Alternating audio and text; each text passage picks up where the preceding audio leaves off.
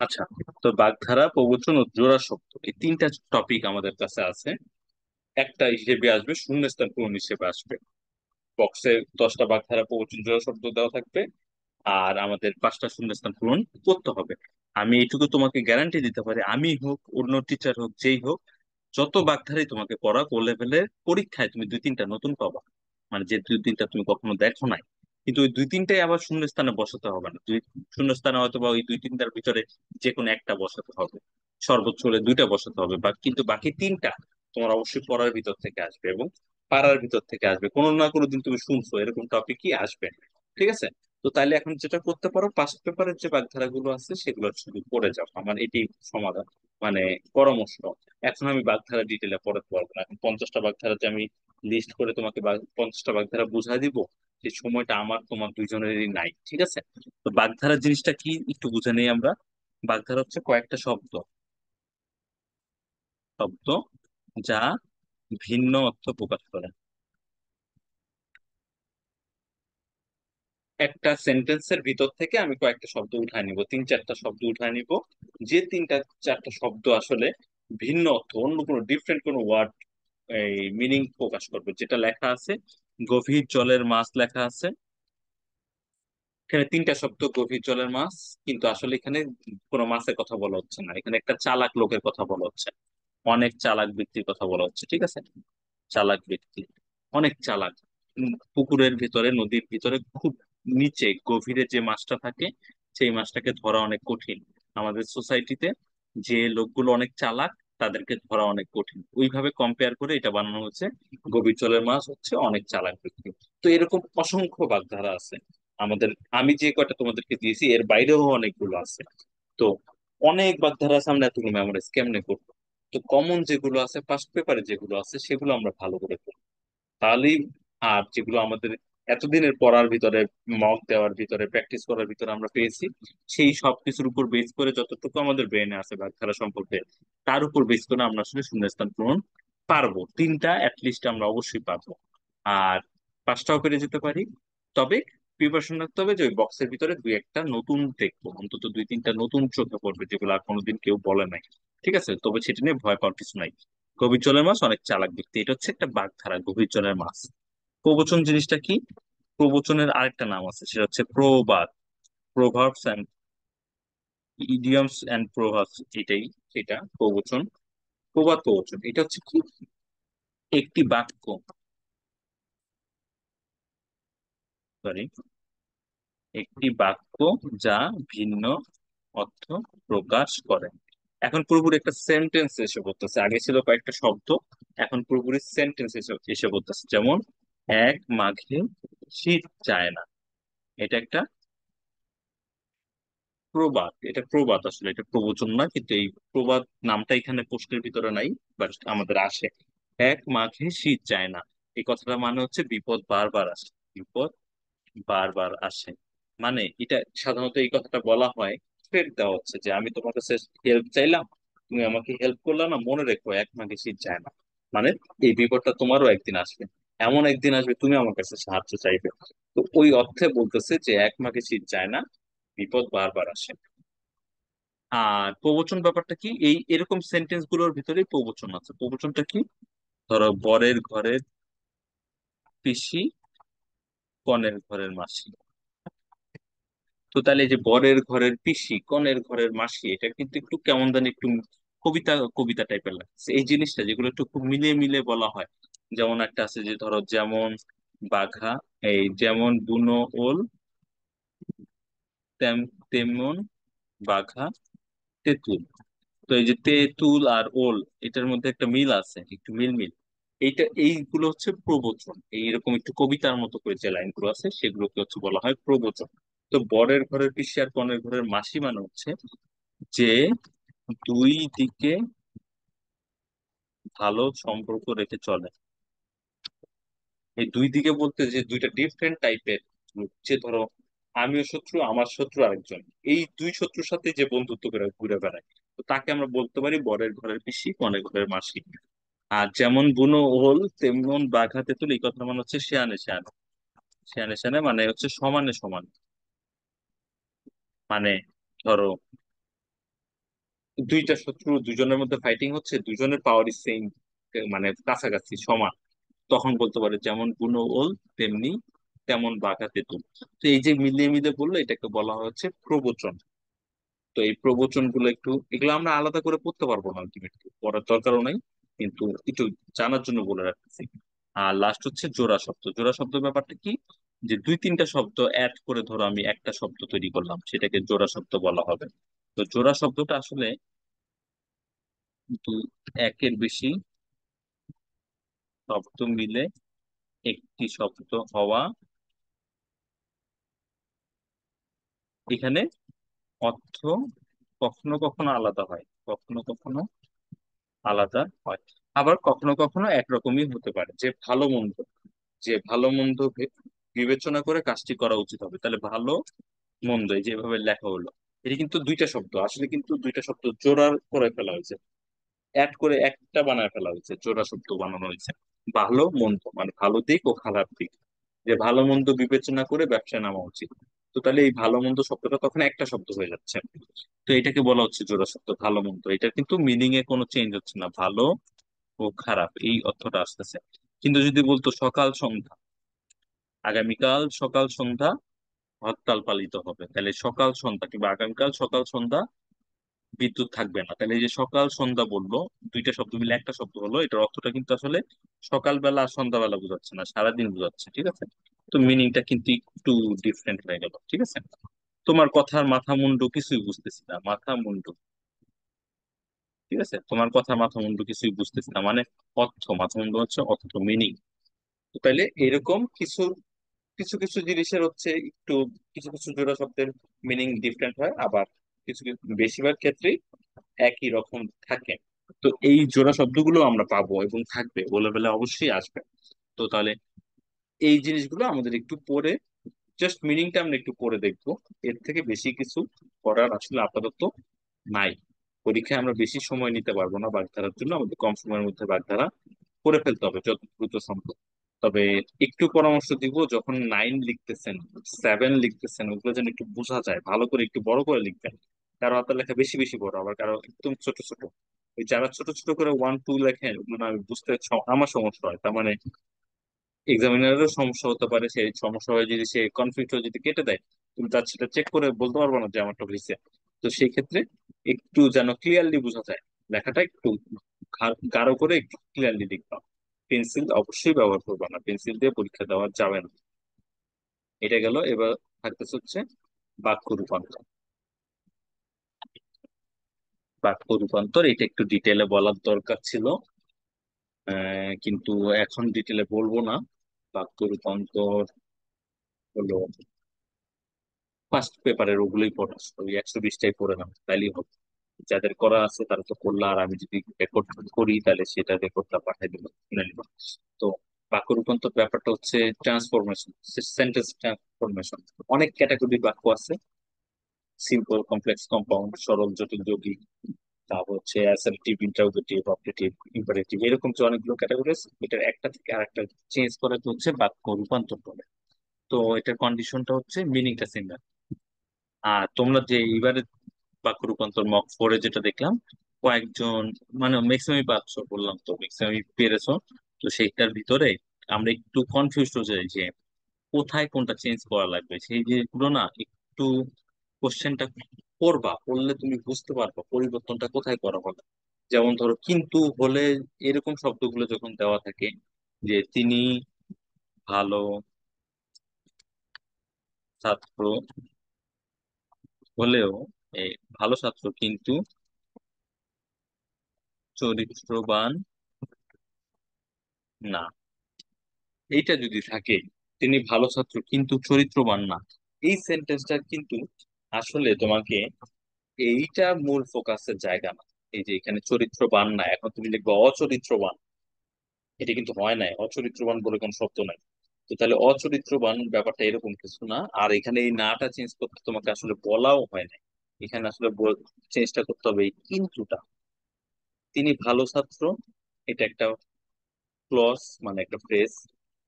তিনি চরিত্রবান না, এখানে তিনি লিখি নাই কিন্তু আছে, তিনি চরিত্র না বান না, এটা একটা ফ্রেজ, দুটা ফ্রেজ। দুইটা ক্লজকে আমি কিন্তু দিয়ে জয়েন করলাম। ঠিক আছে, যে কনজাংশন জয়েন্ট করার যে ওয়ার্ড গুলো সেগুলো দিয়ে অ্যাড করলাম, তার মানে এটা হচ্ছে একটা কম্পাউন্ড সেন্টেন্স, যৌগিক বাক্য। তো আমাকে এখানে কিন্তুটা চেঞ্জ করে অন্য কিছু লিখতে হবে। তো আমি এখানে লিখতে পারি, তিনি ভালো ছাত্র হলেও চরিত্রবান না। এই জাস্ট হলেও লিখে দিলাম কিন্তু কেটে। এখন এটা সিম্পল সেন্টেন্স হয়ে গেছে।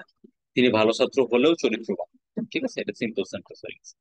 তো তাহলে এইটুকু পরিবর্তন করা লাগতো, এখানে নাটা নাটা সেম থাকলে কোনো অসুবিধা নাই। ঠিক আছে, তো ওই জিনিসটা একটু বোঝার চেষ্টা করবো। বোঝার জন্য জাস্ট 120টা বাগধারার যে শীটটা আছে, মানে যে শীটটা আমি আবার একটু দিব, পাঠাবো সফট কপি, জাস্ট মিলে খুঁজে বের করবা। তোমার কাছে অনেকগুলো প্রিন্ট আউট আমি দিয়ে রাখছি অনেক কিছু, সেখান থেকে জাস্ট এইটা বের করবা। বের করে এইটা পড়বা। এটা পড়ার সময় তুমি এই ফাইন্ড আউট একটু মানে বুঝে পড়ার চেষ্টা করবা যে পরিবর্তন গুলো কি রকম হলো, তাহলে কিন্তু তুমি এটা পেরে যাবে। আর আমিও আশা করতেছি বাক্য রূপান্তর তোমরা পারবা। বাক্য রূপান্তর গেল, এইবার যে সবচেয়ে ভয়ঙ্কর জিনিসটা আছে সেটা নিয়ে একটু কথা বলি।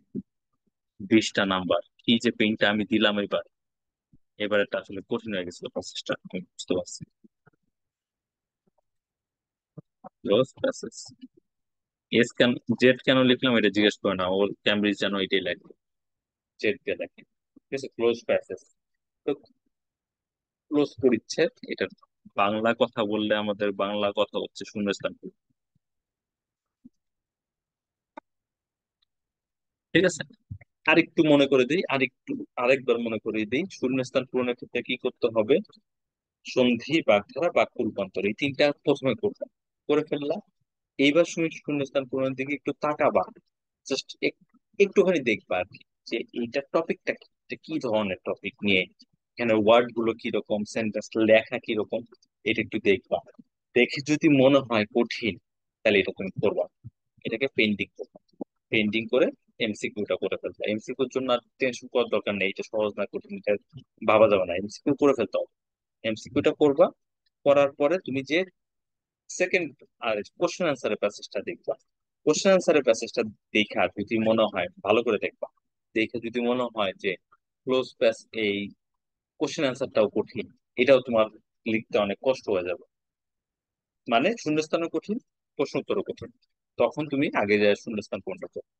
শূন্যস্থান পূরণটার জন্য একটু সময় দিবা, দিয়ে এসে তারপরে প্রশ্নের উত্তরগুলো লেখা শুরু করবা। এবং যেহেতু কোশ্চেন আনসারটা তোমার কাছে কঠিন লাগতেছে এবং তুমি বুঝতেছো না কি কম্পিউটার টম্পিউটার কি লেখা রাখছে বুঝতেছো না, এরকম যদি হয়, তখন তুমি জাস্ট এই প্রিপারেশনটা দিবে যে আমাকে 6টা কোশ্চেন আনসার লিখতে হবে। আমার লেখার কোয়ালিটি ভালো হোক খারাপ হোক সেটা দেখার বিষয় না, আমাকে প্যাসেজ থেকে উত্তরগুলো তুলে তুলে খুঁজে খুঁজে বের করে তুলে দিতে হবে। যতটা চেষ্টা করবো যে একদম ডিরেক্ট কপি না করা, একটু কথাবার্তা ঘুরায় লিখে উত্তরটা বসায় দেওয়া, 4টা পয়েন্ট বসায় দেওয়া। যেহেতু কমন পড়ে না, মানে কঠিন লাগতেছে, তার মানে আমি এটা কমপ্লিট করতে পারবো না, আমার হাতে হয়তো বা তখন সময় আছে 40 মিনিট, 40 মিনিটে আমি এটা পারবো না পুরো প্যাসেজ পড়ে বুঝে সুন্দর করে লিখে অনেক নাম্বার আমি তুলতে পারবো না। তাহলে আমি কি করবো, ওই যত তাড়াতাড়ি সম্ভব প্যাসেজ থেকে বের করে বের করে সব প্রশ্ন উত্তর লিখে দিব। কারণ সব প্রশ্নের উত্তর লিখে দিতে পারাটাই অনেক চ্যালেঞ্জের ব্যাপার। কেউ হয়তো বা অনেক ভালো কত করে ভালো করে চেষ্টা করে 40 মিনিটে 4টা প্রশ্নের উত্তর লিখতে পারবে, 2টা প্রশ্নের উত্তর লিখতে পারবে না। একদম গ্যারান্টি যে 2টা প্রশ্নের উত্তর লিখতে পারলো না, আর যে কাট পেস্ট করে 6টা প্রশ্নের উত্তর লিখে দিয়েছে সে বেশি নাম্বার পাবে। কারণ সে সবগুলোতে টাচ করছে এবং সবগুলোতে ওই এক্সামিনার বিরক্ত হলেও নাম্বার কমায় কমায় দিল, যে নাম্বারটা দিবে টোটাল সেই নাম্বারটা ওই 4টা কোশ্চেনে লেখার যে তার থেকে বেশি। তো এই কারণে তখন ওই সিদ্ধান্তটা নিতে হবে। আমি একটু আমার কথাটা কিন্তু একটু খেয়াল করো, যদি প্রশ্নটা কঠিন মনে হয়, সহজ মনে হলে এই কাজ করা যাবে না, তখন উত্তরটা সুন্দর করে লেখার চেষ্টা করতে হবে। আর যদি মনে হয় ওই জিনিসটা সহজ, তাইলেও তুমি ওইটা করা শুরু করতে পারো, কিন্তু মাথায় রাখতে হবে শূন্যস্থান কোনটা তোমাকে অ্যাটেম্প নিতে হবে, চেষ্টা করতে হবে। ওইটা ছেড়ে দিয়ে আসা যাবে না, ওখানে 20 নাম্বার। র্যান্ডমলি বসাও যদি 5টা করতে পারো কিংবা 4টা করতে পারো তো 8 নাম্বার পেলা কিংবা 10 নাম্বার পেলা, ওই 10 নাম্বারও হিউজ নাম্বার। তো সেই ক্ষেত্রে ওই রিস্কটা নেওয়া যাবে না যে ওইটা আমি করবোই না, এরকম কিছু করা যাবে না, ফুল অ্যান্সার করতে হবে। তো সেই ক্ষেত্রে যদি প্যাসেজটা সহজ লাগে, তখন তুমি প্যাসেজটা কিছু প্ল্যানিং করতে পারো, করে দেন তুমি একটা একটা সময় রাখতে হবে যেন আমি শূন্যস্থান পূরণ করার জন্য কিছু টাইম পাই।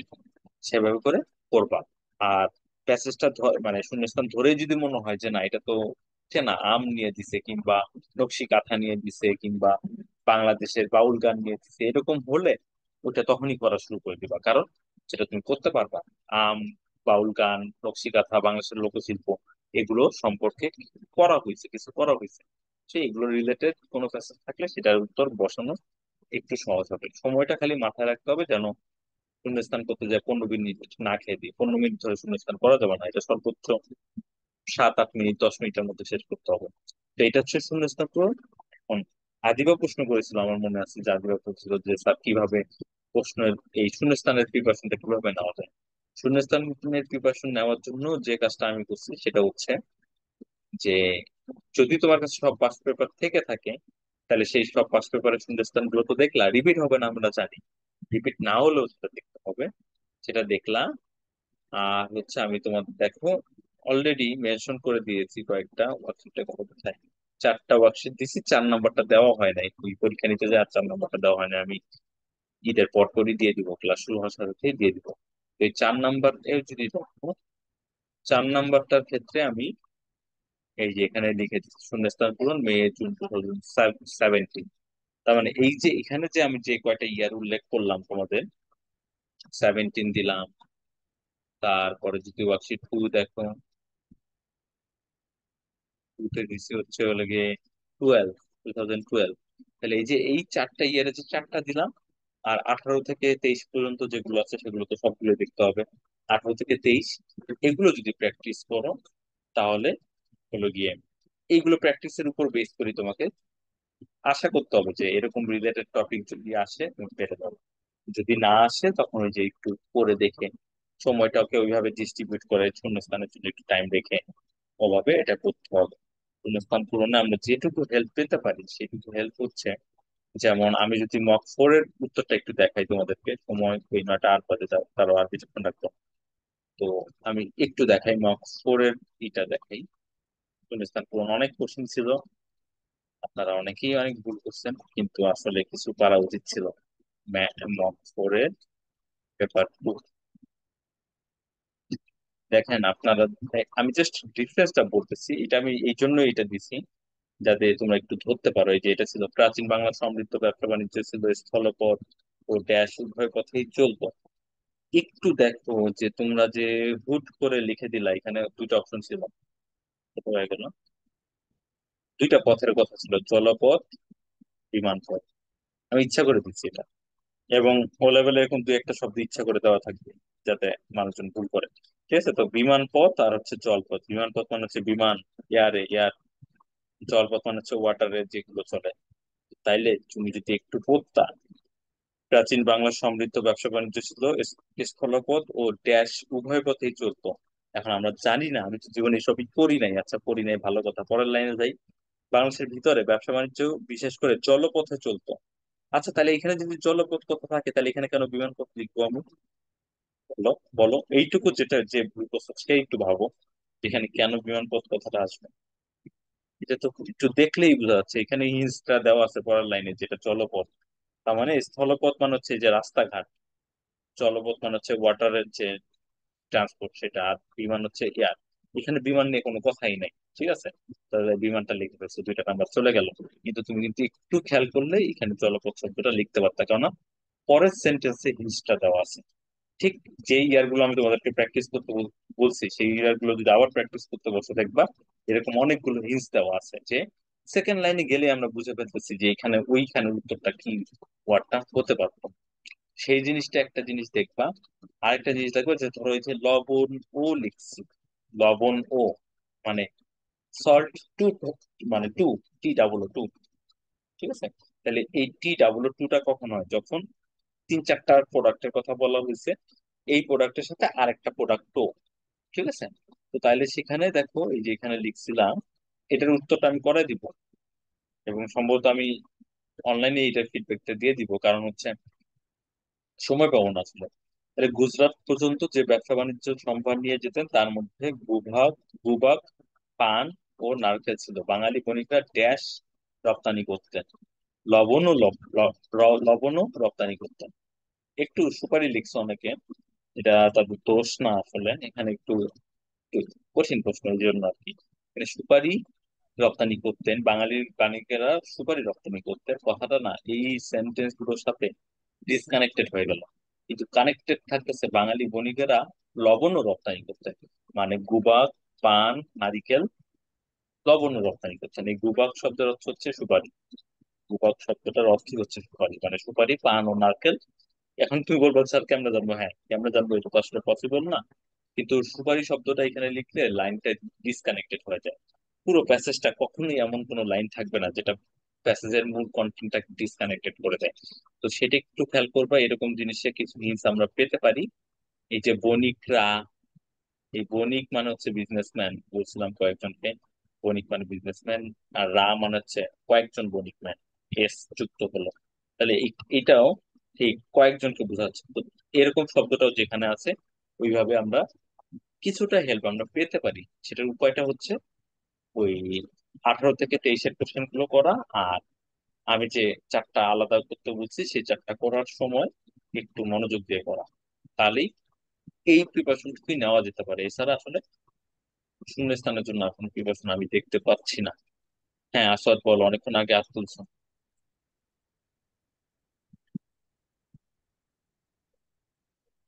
শুনতে পাই না আসাদ। হ্যালো, শূন্যস্থানের 17 নাম্বারটা। বুঝ নেই শূন্যস্থানের 2 নম্বরটা। 17 17। কি 17-এর কি বুঝ নেই, সরি। শূন্যস্থানে শূন্যস্থান, কি হবে ওইটা? ও হ্যাঁ, এটা। আচ্ছা অ্যান্সারে কি দাঁড়াও, হবে ওইটা? আচ্ছা দাঁড়াও দেখতেছি। আমি এটা দিয়ে দিব, এটা আজকে দিচ্ছি না, কিন্তু এটা আমি দিয়ে দিব, সবগুলো দিয়ে দেবো। চিন্তা করো না, তবু আমি দেখি, এখন বলতে পারলে বলতেছি। আমি শূন্যস্থান সবারটা চেকও করি নাই। দাঁড়াও দেখতেছি। বাংলাদেশের ভিতরে ব্যবসা বাণিজ্য, বিশেষ করে জলপথযুক্ত, এবং তাই এদেশে নদীগুলোর তীরে হাট ও গঞ্জ ও নতুন নতুন নগর ও ড্যাশ করে উঠেছিল। আচ্ছা বলো তো, যেখানে ব্যবসা বাণিজ্য হয়, যেখানে জাহাজ এসে থামে, ওগুলো কি কি বলা হয়? কেউ কি জানেন? কারো আইডিয়া আছে স্যার, এগুলোকে আমি কি দিয়েছি বলা হয়? বন্দর। হ্যাঁ, কেউ কি জানেন এটা কি বন্দর হয় না শহর হয়? শহর মানে কিন্তু সিটি।